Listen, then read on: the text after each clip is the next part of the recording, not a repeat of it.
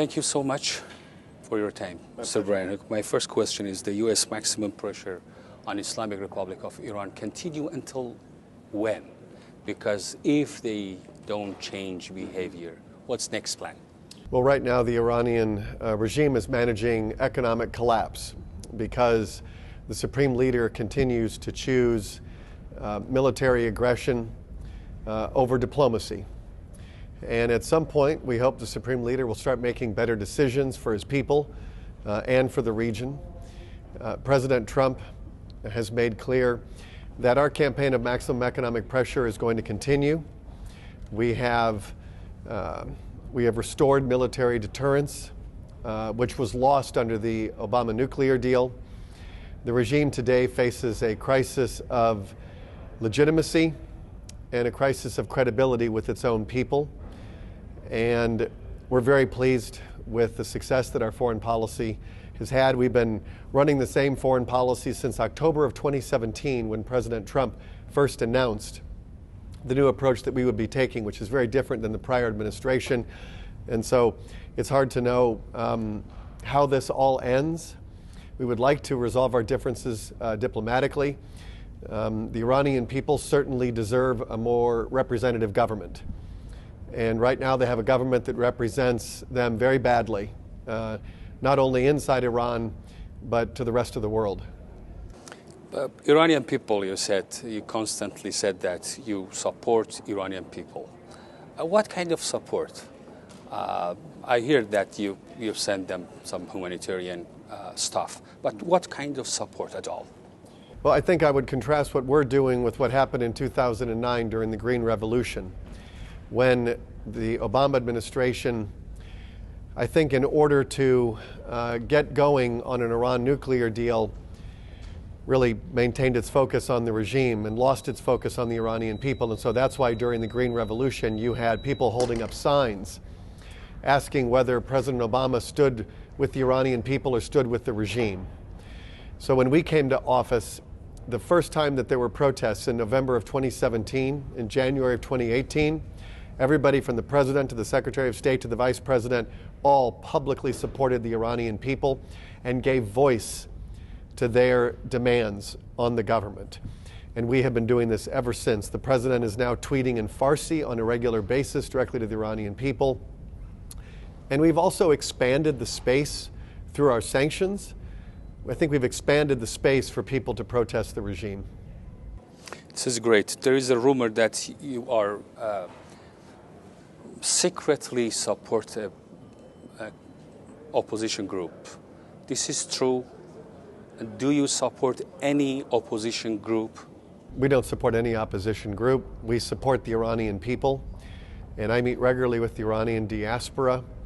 The future of Iran is going to be decided by the Iranian people. It's not going to be decided by the United States government, and that's the way it should be. I've met with all sorts of people around the world. When I was in Los Angeles last month, I met with Iranian diaspora in a number of places. I think at the first speech we had about 800 people. At the second speech there were 1,000. They're really passionate. They're very supportive of our policy to Iran. They love what we're doing. I love hearing from the Iranian diaspora. But we're not going to be picking winners and losers in the groups. I know there's a lot of them. I occasionally meet them when I go to events.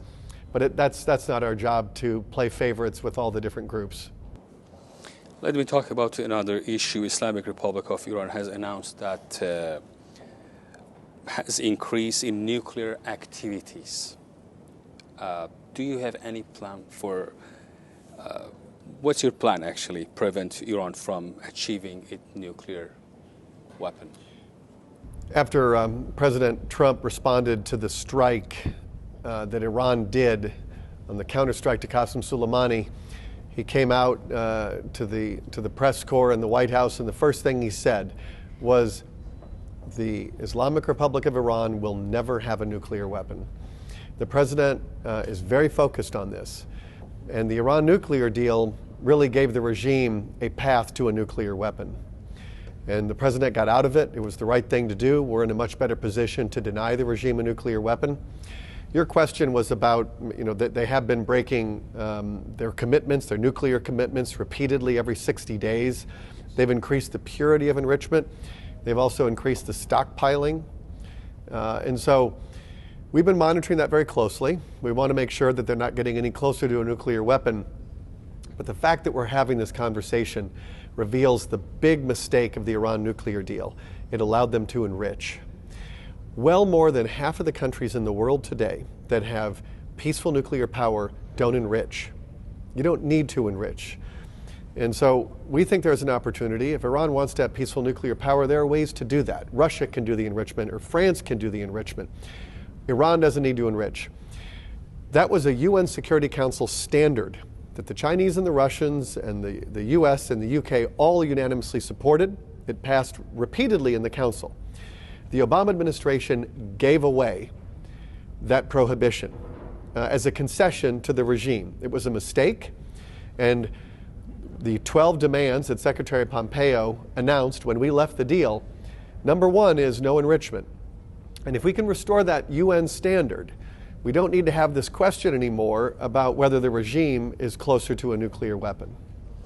One another thing, they announced that there are, Islamic Republic of Iran against Middle East peace plan by the US and Israel. And you think by Iranian regime behavior, Middle East peace will happen? Peace between the Israelis and the Palestinians is Iran's worst nightmare. And for 30 years, 40 years, they have been funding groups to attack Israel. And so whether it's Hamas or Palestine Islamic Jihad or Hezbollah, Qasem Soleimani was the leader of the Quds Force, the Jerusalem Liberation Force. I think in the new Middle East, as I get around the region and talk with a number of different governments in the region, they're tired of this. They're tired of Iran financing all of these terrorist militias who then rockets and missiles that are then fired on Israel. And it does a couple of things. It makes the Middle East very unstable. It keeps a lot of these populations trapped in poverty because their leadership is spending all of its money on weapons and ideological training. And so I am hopeful that this plan that we've announced, which has the support of so many Arab governments as the basis for talks between the Israelis and the Palestinians, I hope the Palestinians come to the table. This is a suggestion, it's a proposal, it's our best thinking on how to resolve a conflict that's been going on really since 1920. That was the first violence between the Palestinians and the Israelis. So we'd like to get to that point. The president has put together a very bold vision for peace, but it's a suggestion, it's a proposal. And if there are things that the Palestinians don't like, then come to the table and tell us and tell the Israelis, and let's get to work. That's great. Okay. About Iran, many Iranians were delighted to see the children, a few IRGC's members, student, they try to come inside the U.S. by student visa, were expelled. Do you have any plan to expel the children of government or any IRGC's members to expel from the U.S.? Well, we don't talk about specific visa cases, but what I can say is the president did sign a proclamation announcing that going forward, that none of the children of the regime elite will be able to come to the United States. And we did this because I've heard this complaint many times about the children of the regime elite who come here, and we're aware of it. And so we have put in place a proclamation going forward that prohibits children of the regime elite from coming in.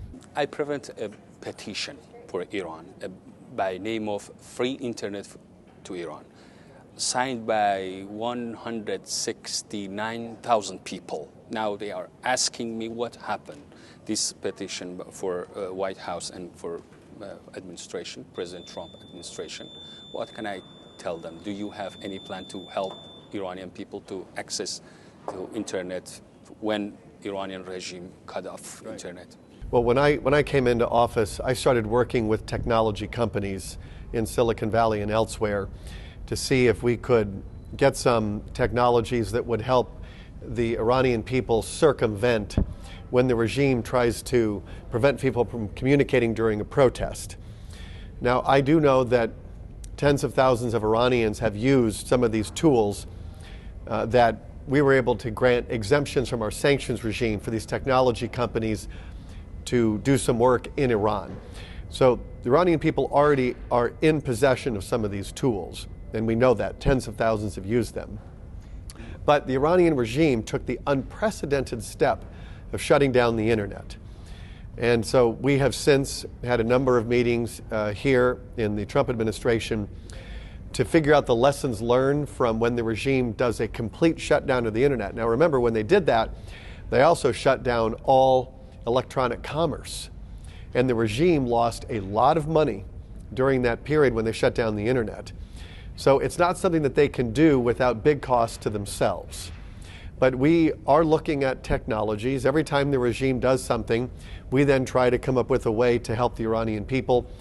I've had a number of discussions with some very high-level Silicon Valley executives about things that we can be doing to help Iranians with free speech and with freedom of assembly when the regime either tries to prevent them from talking to each other when the internet's on, or how do they access the internet when it's off. But it's a huge challenge. There is no switch that we can turn on to get the internet back on in a country. It's a fairly complicated thing. I've heard that Elon Musk is working on a global internet, but that's years away.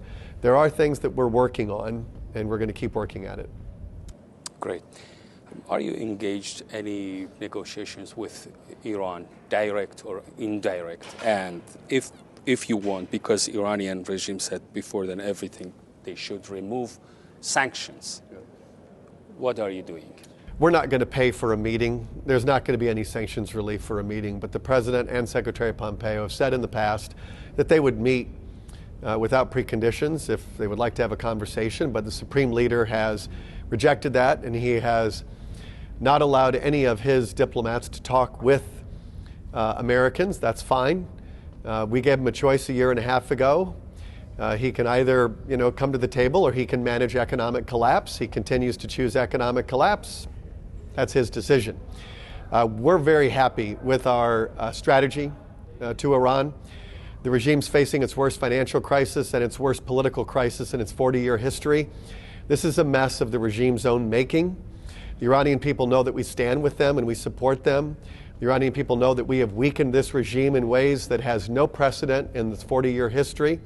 We're going to continue to do it because it's the right thing, not only for the United States, but also for the Iranian people. There are no back-channel negotiations going on.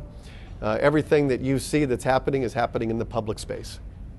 Any message to Iranian people do you have? Well, this is an administration since day one that has stood with them.